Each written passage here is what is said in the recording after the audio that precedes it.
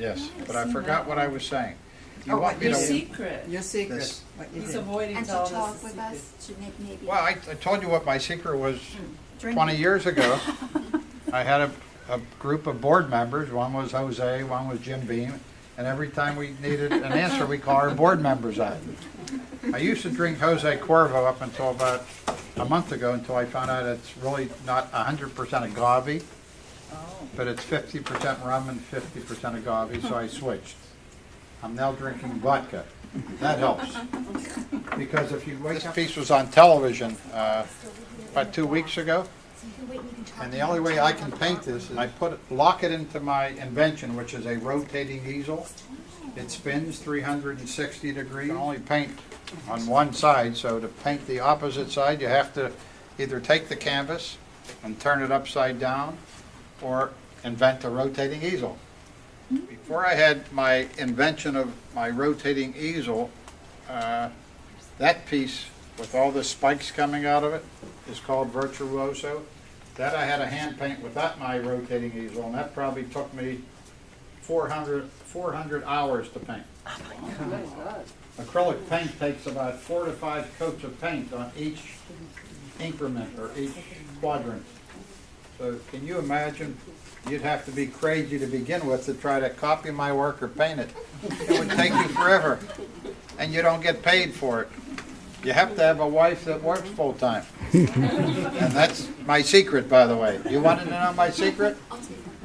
My secret is my wife works full-time, brings home a paycheck every 2 weeks, and all I do is pay bills with it, but I make her dinner every day, and I wait on her.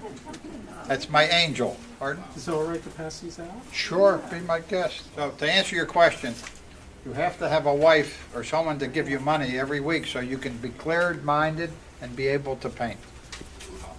Where's my sign? You have to find your own wife. Actually, 51 years. The reason that's called evolved is because I then became a colorist. And a lot of women saw that in the newspaper and they wanted me to do their hair. That's why I wore this. Let me just- Yeah, oh yeah, good shot, photo op. It's an illusion, but you know not to touch anybody's artwork, Right. correct? I use a lot of magnets to make spaces in my artwork, and I glue them together after I put them in place. And I shouldn't be doing this, so I'm not going to do it. I'm not going to show you what happened. It's an illusion. Did you see what happened? What? I Do what wasn't again? looking. Did you touch this? No. Can I? No. No, please don't. Illusion. The movie out. You have to go see, now see this. Now you see me. Now you see me. Now you see me, now you don't. But do not touch artwork, because if you do, it's going to cost you money. It'll cost you. So, $3,000. maybe a little less, a little more.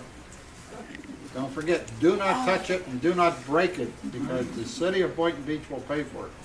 And then we'll send you the bill. Very good. Do you have any questions on that? Who has a question? Stimulates you, or what? How do you decide where you want to go with what creation and what theme and what book? And like this, you broke out into. You would see one longer and another, and then when you walked on that side, you would see another, but they're all the same size. So I don't know if I'm answering your question, but I like to go back and study my artwork. And when I saw something, it gives me an idea. And some of my artwork, by the way, I'm influenced by a fellow who's deceased.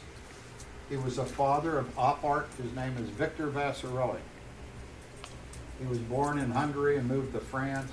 I met him in New York probably 15, 20 years ago. He didn't speak English, but he's one of my influences. So most of now, I would say is me, influenced by Vassarelli, a gong.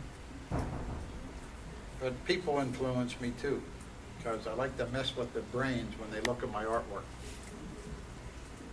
Did you know I did that? Bucks County? No. No. Well, let me ask you, does this make you dizzy or confused? It keeps switching. You're blinking then. And what? You're blinking.